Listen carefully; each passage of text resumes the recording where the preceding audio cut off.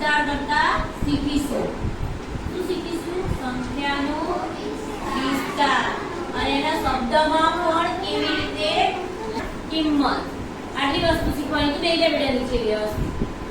હા, જો અહીંયા હું એક સંખ્યા લખું છું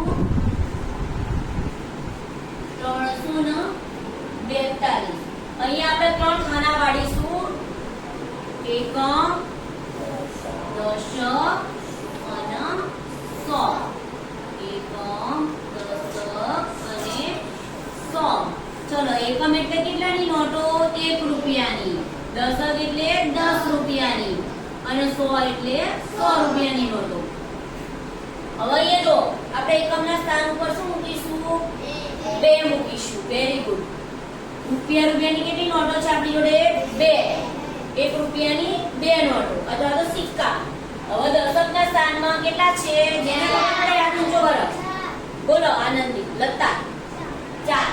4 દશક એટલે 10 10 ની 4 નોટ એટલે કેટલા થયા? 40. કેટલા થયા? 40. Very good. હવે 100 ની 100 ના સ્થાન ઉપર કોણ બેઠું છે? 3. કોણ બેઠું છે? 3. તો 100 ની આપણી જોડે 3 નોટ છે. તો કેટલા રૂપિયા થયા? 300. હવે આ બધાનો આપણે શું કરીશું? સરવાળો. તો 2 4 3. હવે અહીંયા જોજો 3 અને આપણે શું કરશું? શબ્દમાં લખીશું 3. હવે અહીંયા શું છે? 100. તો 3 100. પછી આ બેની શું કરીશું? આપણે જોડી બનાવીશું. તો ચોગડ બગડ 42. તો 342. કઈ સંખ્યા બની આપણી?